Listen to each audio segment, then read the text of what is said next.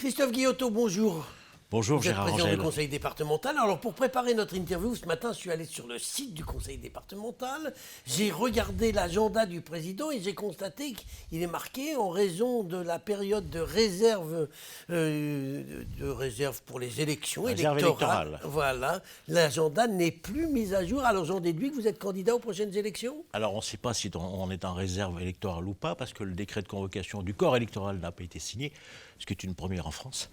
Alors, il paraît qu'on devrait voter en juin. Moi, ce n'est pas vraiment ce qui me tracasse au quotidien. Je crois qu'il y a d'autres choses à faire en ce moment que de se préoccuper de son confort électoral. Je laisse ça à ceux qui sont éventuellement candidats. Je crois qu'aujourd'hui, le département l'a prouvé lors de la dernière crise Covid. On est au quotidien dans l'action du social, à côté de nos collègues maires, à côté de nos collègues présidents de région. C'est l'ADN d'un département, c'est le social. C'est les mineurs isolés, c'est les prestations sociales. 33 000 prestations sociales qu'on a continué et qu'on continue à servir, avec les augmentations, je dirais, de dépenses qui vont avec, et augmentation de dépenses colossales. Cette année, justement, pour les finances départementales, est-ce que vous avez réussi à chiffrer ce qu'allait coûter la Covid ? L'ensemble, tout confondu, si je le dis, les gens ne nous croiraient pas, c'est à peu près 50 millions. 50 millions d'euros. En plus. Voilà, de donc prestations. vous allez financer comment ?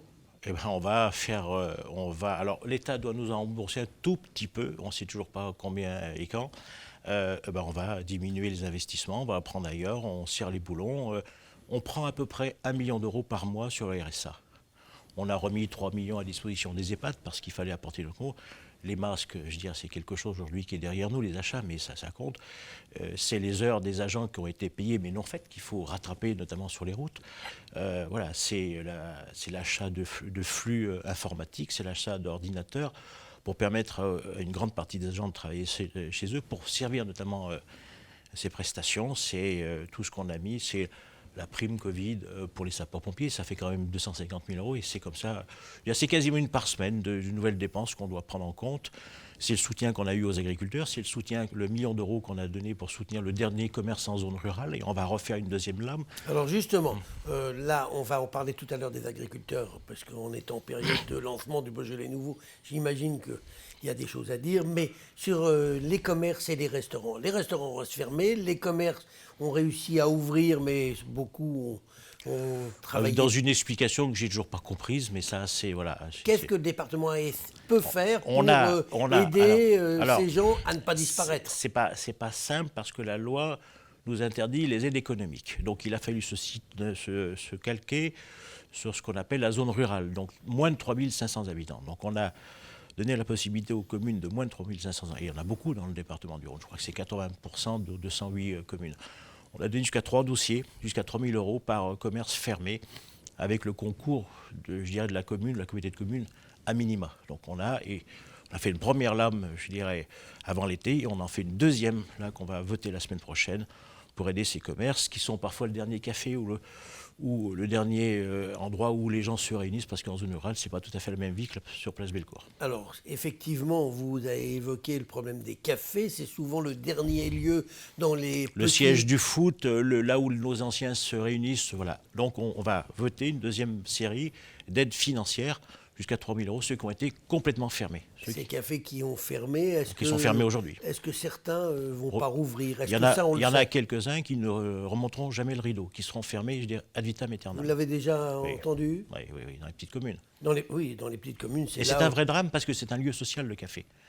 Christophe Guillotot. Vous me parliez du Beaujolais tout à l'heure. Alors justement. Beaujolais, tous les ans, le département fait, un moment festif. Ce moment festif n'a pas eu lieu. Tous les moyens financiers qui étaient dévolus à cette manifestation ont été pris pour acheter du Beaujolais qu'on a offert aux agriculteurs, ceux qui sont nos tireurs du dispositif Paragrel. Voilà, on a pris la somme pour soutenir, les jeunes professionnels du Beaujolais. On a acheté du Beaujolais chez eux, qu'on a offert aux agriculteurs, ceux qui ne sont pas du Beaujolais, ceux qui sont dans le dispositif Paragrel, ceux qui tirent les fusées Paragrel, pour préserver nos cultures fruitières. Alors, effectivement, le Rhône est un département vinicole. La viticulture souffre, elle souffre à cause de la Covid et de cette période où on n'a pas pu faire de fête pour le lancement du Beaujolais, mais elle souffre aussi à l'export. Elle souffre beaucoup à l'export. Alors là, nous, notre marge de manœuvre est étroite parce que ça, c'est de l'économie. Mais on soutient, on a le plan, ce qu'on appelle le Beaujolais, avec lequel on est partenaire avec la région. On est 1 million d'euros pour le soutien à la Beaujolais.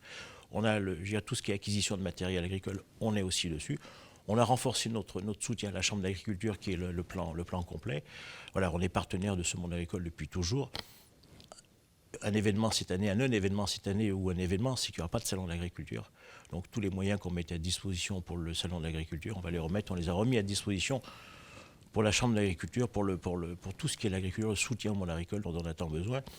La viticulture, aujourd'hui, le problème, c'est la non-vente. La non-vente, c'est l'export se porte à peu près correctement, mais la vente locale, la vente sur les territoires, et aujourd'hui est en et puis tous les restaurants sont fermés, donc bien sûr, ça fait beaucoup de ventes en moins. Mais il n'y a pas que la viticulture dans les restaurants, il y a aussi toute la filière bovine. Les abattoirs fonctionnent, je dirais, moins qu'avant parce qu'il y a moins de consommation. Et je discutais l'autre jour, alors on continue à consommer de la viande, je veux dire, dans les grandes surfaces, mais toute la filière triperie, c'est quelque chose d'important. Foie, et ça aujourd'hui, il n'y a plus de vente. Parce que c'est essentiellement les restaurants qui le consomment aujourd'hui.